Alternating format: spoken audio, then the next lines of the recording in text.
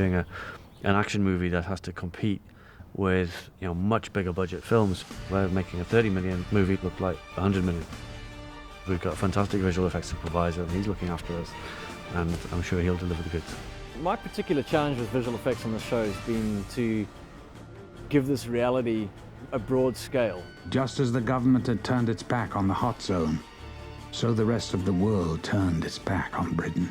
There's London 25 years into the future, a dystopian. You're making it all smoggier and dirtier, and bringing in squatter camps and putting them on top of roofs, and it just is unfeasible to do that in any realistic way within London itself. We didn't really want to make this kind of a visual effects heavy film at all. We wanted to make it realistic and keep it believable for the audience. We get to blow up a rabbit as well.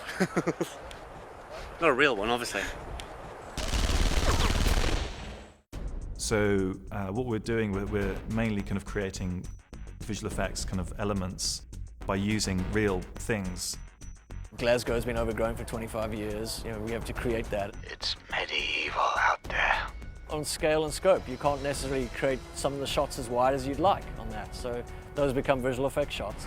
Creating Glasgow being overgrown after 25 to 30 years of vegetation, reclaiming the streets, every effect really needs to just drive the story forward.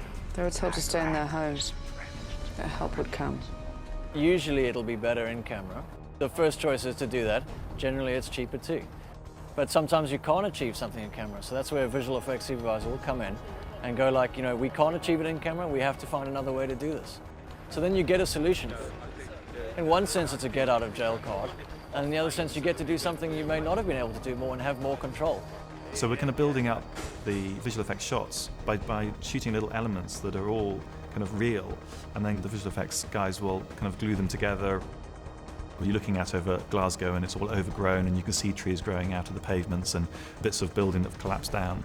Also, we've got partially dressed sets with light playing over it from APC searchlights. And some banners with big kind of sheets sewn together with help written on.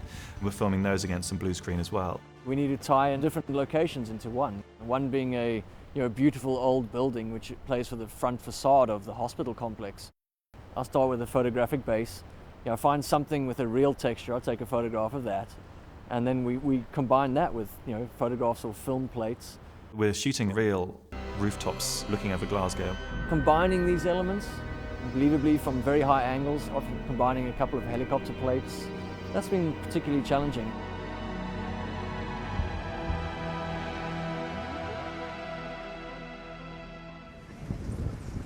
On the prosthetics side, we brought in my good friend Paul Hyatt, who designed and created the creatures for us on The Descent. On a first read, you may not think that the film has got a great opportunity for loads of prosthetics and big makeup effects. But having worked with Neil before, we know that there are lots of opportunities. It was great bringing Paul in because he comes in with a lot of other ideas on where it just says, somebody gets hit across the face, but then Paul suggests that maybe, he gets hit with a big mace or something and his face kind of collapses as the mace kind of passes through his head. Stuff like that is brilliant. This is basically in the pit scene with Telemann as he's fighting Rona.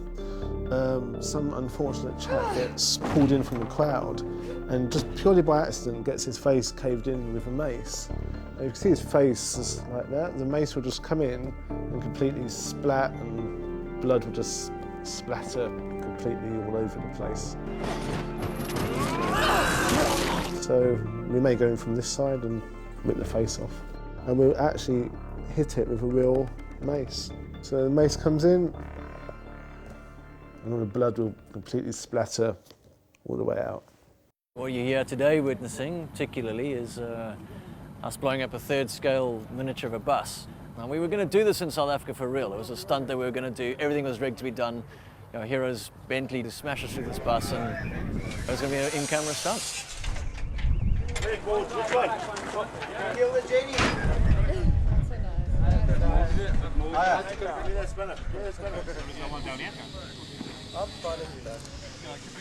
But the extreme fire hazard on the day, and we weren't allowed to do it anymore. So instead of that, we decided we'd have to do it as a third-scale bus miniature. This way around, we're actually blowing up 3 third-scale buses, and we're going to get to put together different types of explosions, and we'll be able to design it and create something that we wouldn't have been able to achieve before. My name's Sean Matheson, I'm the miniature unit supervisor. The principal issues are trying to make sure that the bus is accurately built and looks, just as good as the real bus that was shot on location in South Africa. The whole miniature build, the bus themselves, and that's been taken just over 4 weeks worth of building, during which period of time we've had 3 full days of testing various bits of pyro, explosions and flamethrowers. We've tested, retested over and over in order to be able to find out just the amount of fuel and diesel and all the magical elements that go into a pyro. I believe it's diesel and naphtha and probably some secret alchemical ingredients. Okay, we're just going to start adjusting that now. I'll let you know when we were trying left. The image needs to move right in frame, so pan left. Okay, we're just going to start adjusting that now. I'll let you know when we were trying left. Okay, that's good. How many minutes are we away, guys? There's also the craftsmanship of the miniature. It is a real thing that has real physics. It blows up exactly the way something really blows up, and it falls to the ground exactly the way something falls to the ground. It's very hard for computers to still simulate that. And then rigging up all the pyro so that we have big enough explosions so that it looks really destroyed and really cool on film, but small enough because it's 3rd scale so we don't have an explosion that completely blows off frame. So let's switch now to the live action play. There's a whole lot of things that you have to consider, like frame rates. The camera's originally at 150 frames a second, but shooting for a miniature, you actually, to make the flames look right and the explosion look right, you have to shoot at 260 frames a second. Then shoot additional fireball elements that you might add into it.